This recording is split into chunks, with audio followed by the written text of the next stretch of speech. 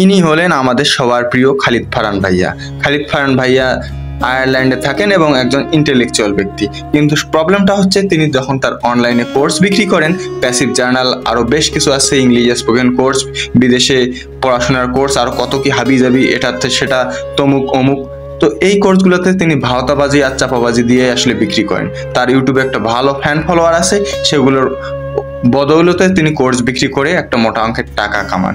বাস্তবে সেই কোর্সগুলোর ভিতরে আহামরি তেমন কিছুই নেই। ওই দিন শেষে আপনি বলবেন আহামরি কি, ঘোড়ার আন্ডাটাই শিখলাম। এটাই হচ্ছে তার কোর্সের বাস্তবতা।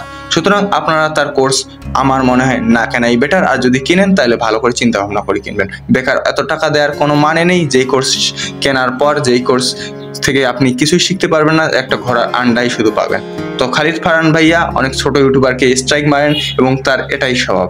তো খালিদ ফারহান ভাইয়াকে একটাই মেসেজ দিব, ভাই একটু ভালো হন এবং কোর্সের ভিতরে আপডেট করেন, যেগুলো দরকার যুগোপযোগী সেগুলো ঢুকান। তো দেখা হবে আগামী কোনো ভিডিওতে। খালিদ ফারহান ভাইয়ের যারা ফ্যান আছেন তারা ভিডিওটাকে স্কিপ করবেন, আর যারা খালিদ ফারহান ভাইয়াকে পছন্দ করেন না তারা লাইক করে যাবেন। তো আজকের ভিডিও পর্যন্তই। Thank you.